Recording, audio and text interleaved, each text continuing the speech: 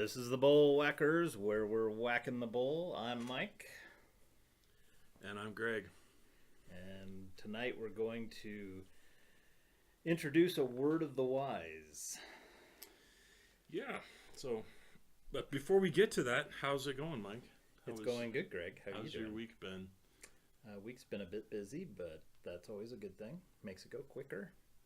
Busy with... shoveling snow, as you yeah. probably could see. Yeah. Yeah, your wife's car must be four-wheel drive. All-wheel drive. All-wheel drive, yeah. So. Interesting, yeah. She hasn't slid into anything, so that's a good thing. That is a good thing. Yeah, it's a lot of snow going on. Although I've got colleagues in Minnesota who have been forced to rake the snow off their roofs and have shoveled their driveways dozens of times. And they're probably as sick of it as I am at this point. Probably more. Yeah. Because they've gotten so much more than we have. Well, and it's a lot colder. True. Yeah, people think that our winters are terrible, but the Twin Cities and Wisconsin. Thanks. No, thank you. And, Chicago. Yeah. Grief. Well, and you get the lake effect snow. Yep. So that's even more horrendous. But lake effect also happens in households where the surname of the family is Lake. And everything they do has a lake effect on others. So the lake effect is pretty far-reaching in many cases. Anyway, well, that's good. Yeah, things have been busy for us as well. But nothing exciting going on. Other than today's word. Of the wise. Of the wise. So what is the word of the wise? The word of the wise is a word that we're going to just share with folks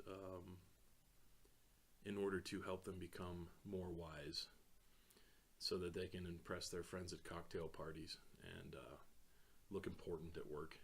And today's word is a fun word to say, and it is particularly awesome because Montana's legislature is in session. Today's word is snollygoster. Awesome word, snollygoster. I like it. And for the three of you who are taking notes, that's S-N-O-L-L-Y, goster. And you might ask, what is a snollygoster? I would ask what a snollygoster is. It's a noun, obviously, but it's a politician who does or says things for their own personal advancement. Something tells me there's quite a few snollygosters out there. Which tells me every politician is a snollygoster, along with the workplace politicians and social club politicians. Anyway, snollygoster. Snollygoster, I like it. That's our word of the wise. Now you know. So we wanted to begin with a little bit of pop culture news / insight. One thing I noticed yesterday and today was that there are quite a few stories in the media about Selma Blair. And some of you might know Selma Blair. She is an actor who, I don't know all of her work. I remember she was in that movie Legally Blonde. And I think she was Reese Witherspoon's ex-boyfriend's new girlfriend at law school. For real or in the movie? As characters in the movie. Okay. Yeah. I didn't see the movie, so. It's just quite a funny movie. Anyhow, she showed up at the Oscars on Sunday night with a cane because she's been diagnosed with an aggressive form of multiple sclerosis. And what I thought was interesting was that she was very relieved when she got her diagnosis because she knew something was wrong with her, but physicians just continue to say, oh, it's nothing, Really? Yeah, and it was just really interesting to read rather, the things that she had to say, because she's a new mom, and she's sure worried about her health and her physiology is right. Probably it's a little bit off maybe with change. Yeah. So that wasn't sexist. That's just because we both have kids and we know what it's like to bring them home and start that process. And anyhow, it's just really interesting to see somebody who was happy to get some kind of diagnosis, even though it's quite serious. So she's optimistic, and that's great. I don't know all the details, but apparently she's going to pursue some pretty good treatment. So anyway, that was what caught my eye recently. Well, the great thing is she'll probably bring, a lot more attention to for sure. I know there's a lot of research already underway, but yep. And hopefully they'll figure something out with gene therapy or something that can help improve that. Yeah, for sure. I mean, a lot of people know somebody with MS, but like you say, it's not until somebody in the public spotlight gets something like that so many people are going to Google it now and learn about it. So yeah, anyway. Bring a lot more attention to it. Did you find anything? I found a dated reference that I thought would lead to a fascinating conversation. I was going to say carbon dated reference? I mean, what are we talking about here? No, but it's related to Star Wars. I don't know, are you a Star Wars fan? Not a fan. An occasional admirer. Well, somebody who makes fun of Star Wars freaks, for sure. Well, of course. Yeah. Well, this isn't a Star Wars freak type. At least I don't think it is. But I thought it was funny because Ron Howard posted this, I think, last year. And it was a photo of all of Lando Calrissian, the character Lando Calrissian. Do you know who that is? I do. Well, they had like different types of costumes for him. And they're all multicolored with different colored capes. And I thought the question would be that I really never thought about until I saw this reference was, why does he have a cape? What possible reason could there be to have a cape? Well, you got me.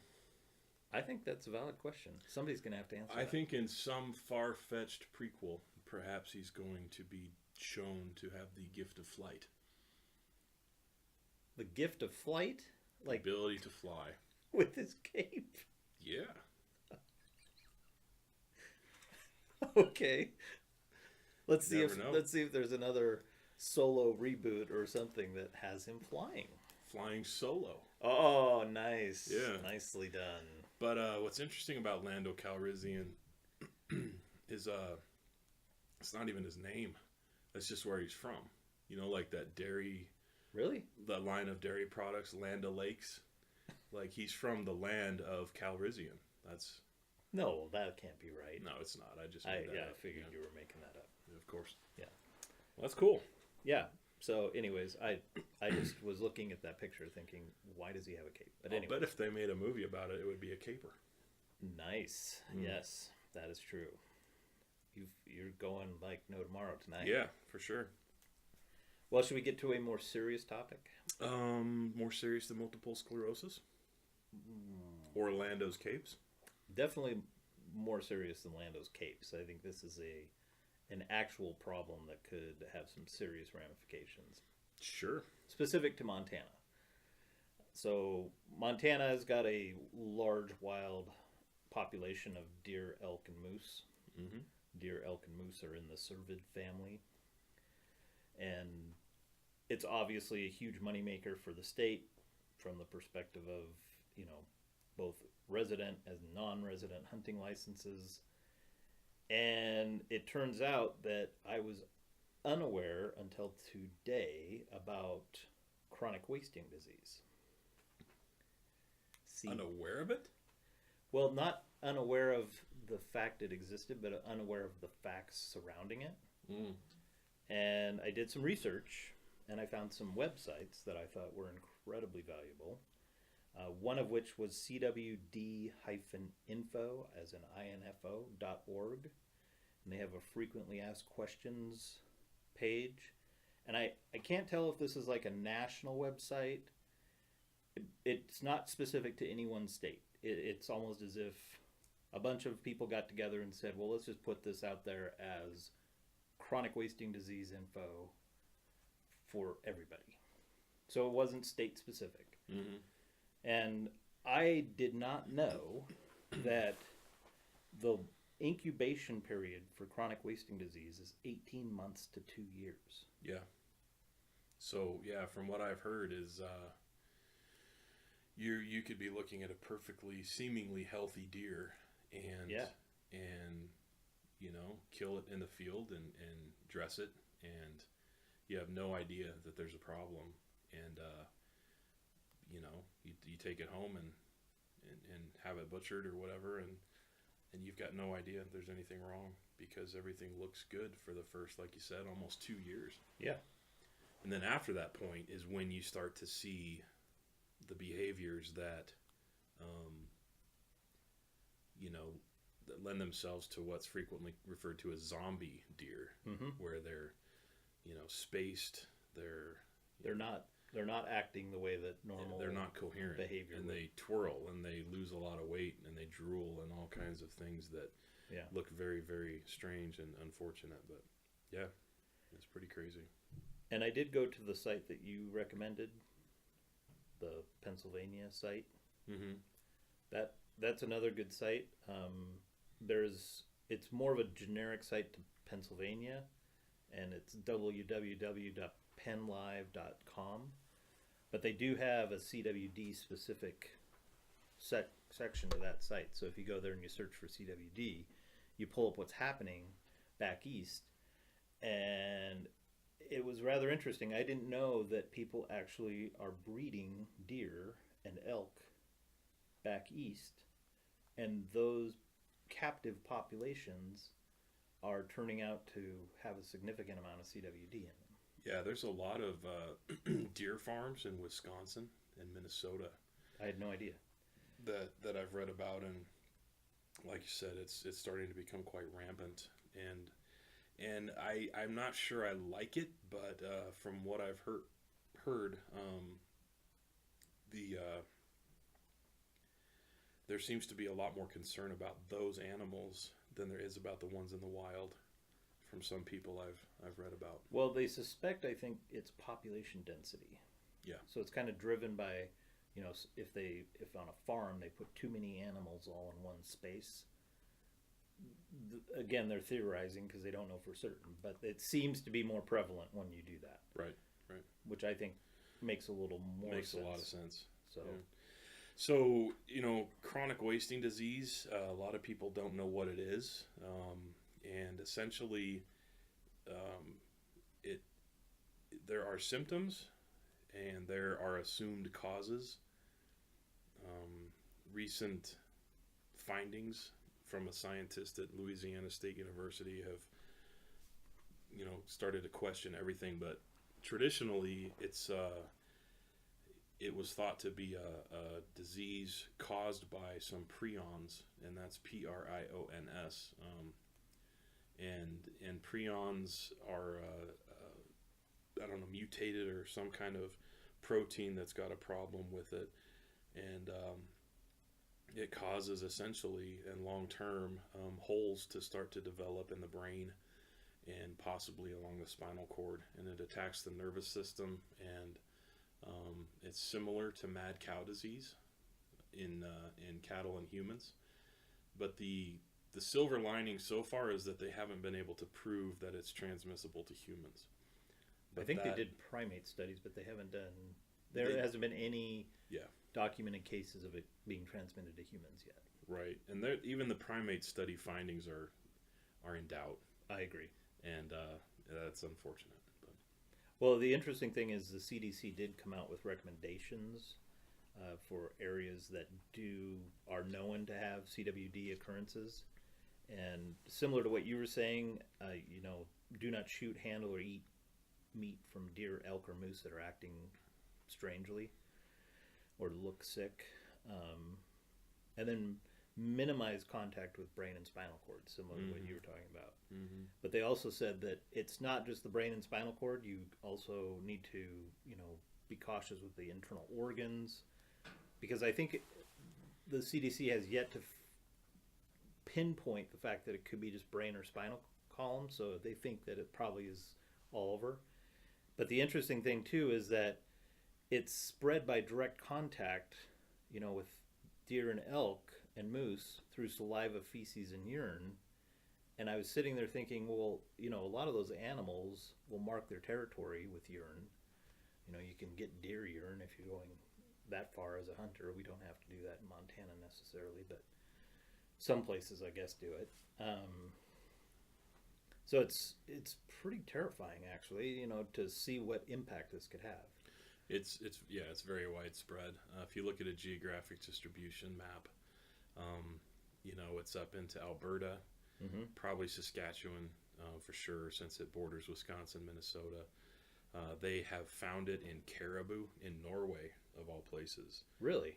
Yep. And the government, which I was quite impressed with, they just went up and they whacked the entire herd of caribou. And I want to say, obliterated. Yeah, they shot every single one of them. Wow. And I think it was about 1,500 animals. Oh my goodness. And caribou, if I remember correctly, there were quite a few, and the herds tend to isolate themselves a bit, and so they monitored the area. And I don't know anything else about it. I don't know what the long-term findings are of that case, but yeah, I can somewhat understand the reason behind that, though, because caribou can migrate for thousands of miles. Yeah. I mean, they can just keep going and going and going. But like you said, the problem is, they've allegedly found these prions, proteins, in the vegetation, and so if a deer or an elk or a moose or caribou, I guess, is eating vegetation that's tainted somehow. It's kind of like a celery stalk that brings up food color into it in a cup in a kindergarten class. These plants are able to somehow take up these prions, and you can't be killed by boiling them. They can't be killed by freezing them. They're just there. And one scientist I heard an interview with said they don't survive, rather they persist. And so they're not killable, apparently, is what I've heard. But all of this is now called into question. A scientist by the name of Bastian out of LSU claims he has found the cause of CWD, which is actually bacterial in nature, and it's a strain of bacteria that has hitherto been undiscovered, and so he is working on a vaccine. How would that work, though, in wild populations? I'm not quite sure, but there are some interesting comments from a press conference that happened very recently in Pennsylvania, that anyone could go to YouTube probably and find quite easily if you just search for a Pennsylvania news conference, chronic wasting disease, something like that. And this speaker talked about Dr. Bastian's findings, and there's a plan.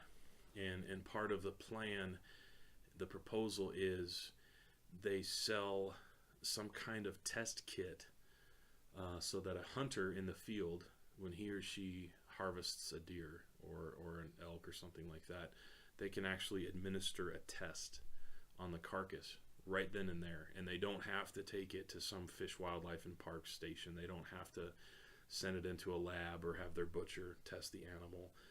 There's an actual field test.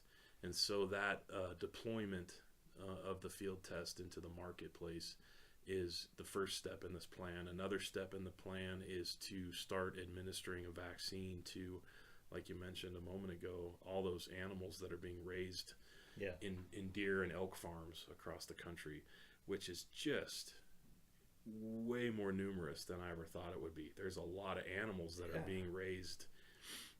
I don't know if they're being, those like pig hunting farms in Texas where they fence all their property. They all complain about the pigs being there, but then they charge an arm and a leg to come shoot them. Well, but the interesting thing to me is that they don't have the land area like Texas does. Mm-mm. So, if you say start out with 100 deer and you put them into 100 acres, well, it's not going to be long before... Yeah, they're all sniffing snouts and eating grass and transmitting pooping all over. All over the place. Yeah, it's a problem. So it's really interesting. I don't know what the long-term strategy is If they're going to try to vaccinate a bunch of these animals and let them go and let those ones be the ones to reproduce, I don't know if the offspring will be immune to it. But if it truly is bacterial and not caused by prions, part of the press conference stressed that the prions are simply an output or an outcome. Oh, really? So they think the that's condition. Oh, And so it may not be the prions that cause it. wow. They might simply be the symptom or the cause of symptoms, but the bacteria might be it. So anyway, really interesting how that's all going to develop. Well, and I think it's great to see the level of cooperation that's going on around this, because I think every state that is either generating a lot of revenue from hunting licenses or even farm raised animals, they all have a major stake, because this thing could go rampant and It wipe will. a lot of Yeah. animals out. Yeah, it started back in, I think, 1967 in Colorado. Yep. Like northeastern Colorado, northwestern Nebraska, southeastern Wyoming, somewhere in there. And that's when they first noticed it. And who knows where it came from. That's always the thing that blows my mind. Yeah. Is it's like, how would you ever figure that out? Yeah, where was the Patient- deer number zero? Not only is it long since dead, Yeah. but good luck finding out where Yeah. that was. Yeah, some like spaceship dropped it off from Norway, or it picked it up from some caribou named Yeah, Sven. or something wildly like that. migrating deer from Colorado to Norway. It's a hot air balloon, maybe. Yeah. But anyway, yeah, who knows? But like you said, the ramifications economically and otherwise are huge. So from Colorado, it's all over Utah. It's into Montana, up into Alberta, Wisconsin, Iowa. It's basically across the United States into Pennsylvania, and I've even seen some on the map in New York. Yeah, so what I read was it's in at least, and this is at least 24 states Yeah. in the continental United States, Mm-hmm. and at least 2 Canadian provinces.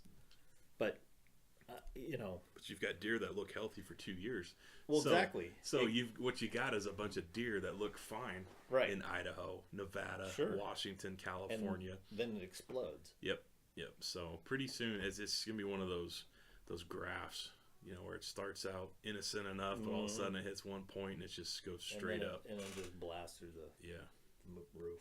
Shows how dumb I am. I don't even know the name of that graph, but it's one of those. I'll just describe it, and everyone's like, "Yeah, I know what he's talking about." It's one of those graphs. And everyone's like, "Dude, it's this. It's called this. Just shut up." Anyway. That'll be in the comments. Yeah, there you go. So, anyhow, chronic wasting disease. I think if anyone from the hip hop world were really interested in this, it would be Dr. Dre, the chronic and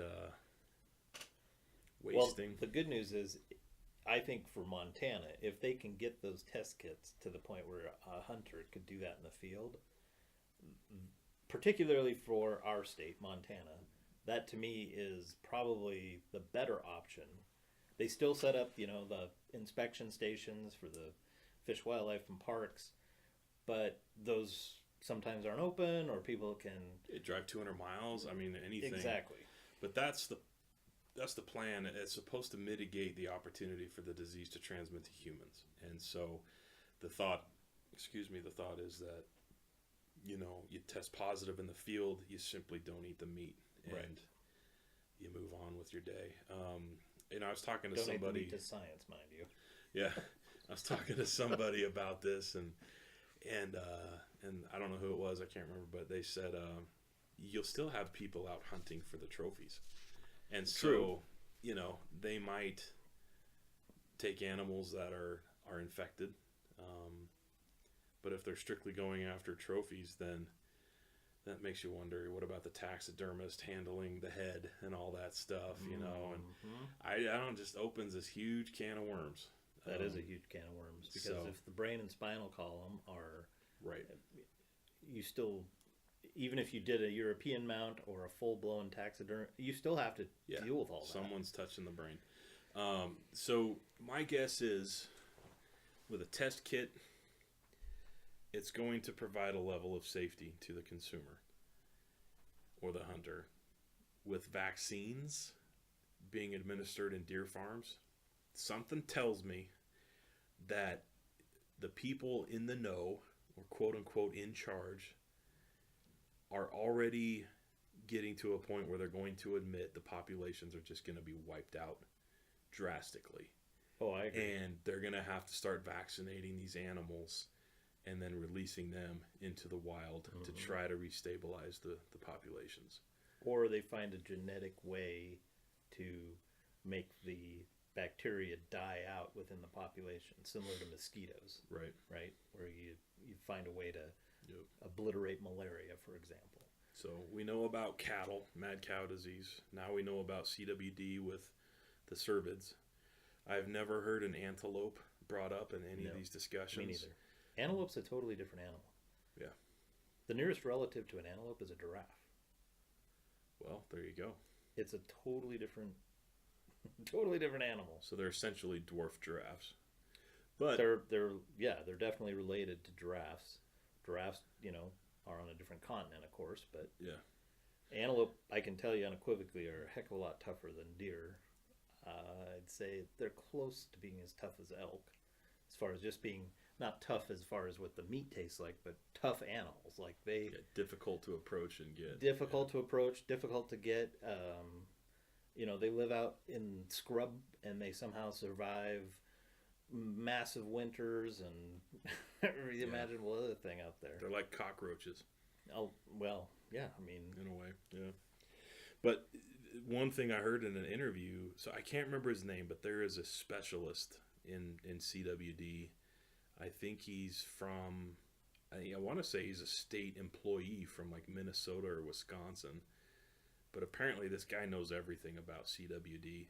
And I heard an interview with him, and he talked about how the earliest discovery of something similar to CWD was found in sheep back in the 1700s. And they call it scrapie. And it's some kind of disease that pops up, and it manifests in such a way to where the sheep will start rubbing up against a fence post or a tree trunk or something. They're scrapie, right? Right. And they do it to the point where they literally rub their skin away because the itching is so intense. And these poor animals just suffer. So it's no fun for any of them. Hopefully they can get a handle on it. Yeah, sooner rather than later. Yeah.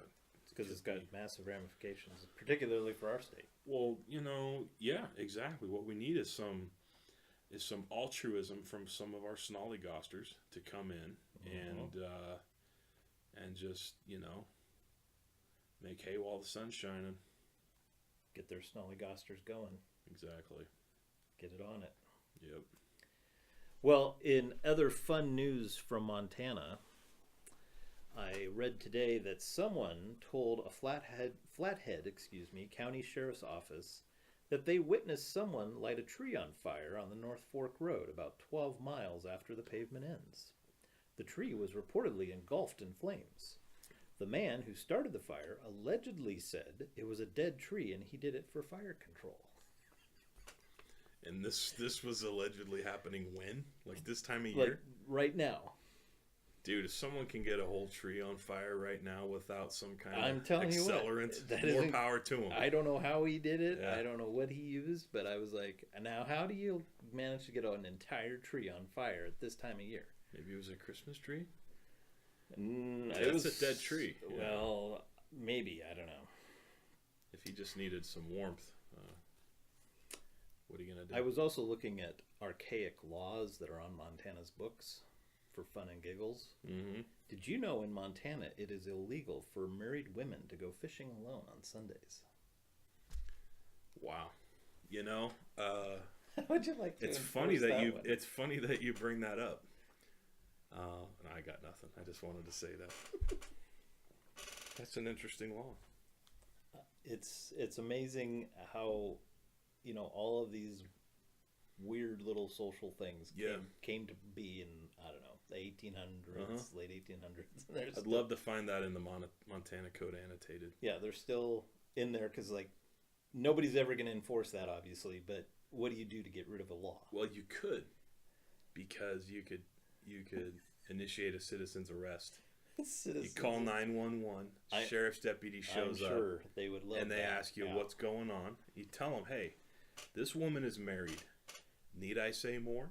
And the deputy's going to look at you and say, and you'll say, need I say more? And you'll wink at the sheriff's deputy, and the sheriff's deputy's just going to like get in his car and leave.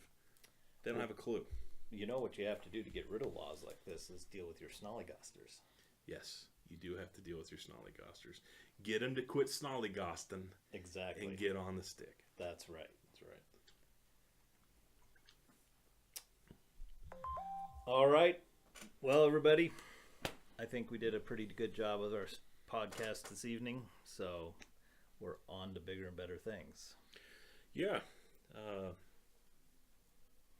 Anyhow. Y'all have a fine one out there. Yep, indeed.